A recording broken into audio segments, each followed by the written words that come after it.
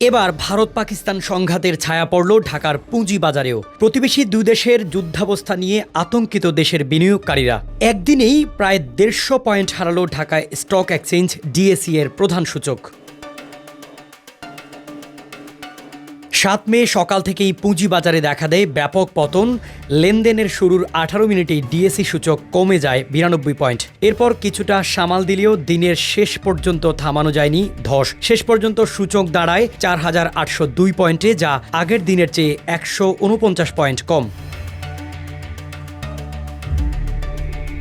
ভারত রাতের আধারে পাকিস্তানে আক্রমণ চালানোর খবর ছড়িয়ে পড়তেই বিনিয়োগকারীদের মধ্যে আতঙ্ক দেখা দেয়। অনেকেই ধারণা করেন প্রতিবেশী দুদেশের যুদ্ধ পরিস্থিতির ছায়া বাংলাদেশেও পড়বে। সেই আশঙ্কাতেই বাজারে হিড়িক পড়ে শেয়ার বিক্রির। সব খাতের প্রায় সব কোম্পানির শেয়ার দর কমতে থাকে।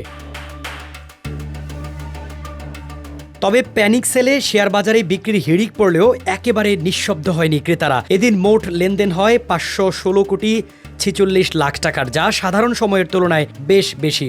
সবচেয়ে বেশি লেনদেন হয় ব্যাংক খাতে, প্রায় 114 কোটি টাকার শেয়ার হাতবদল হয়েছে এ খাতে, যেখানে স্বাভাবিক সময়ে তা 60 থেকে 80 কোটির মধ্যে থাকে। দ্বিতীয় অবস্থানে ছিল খাদ্য খাত এবং তৃতীয় অবস্থানে বিদ্যুৎ ও জ্বালানি।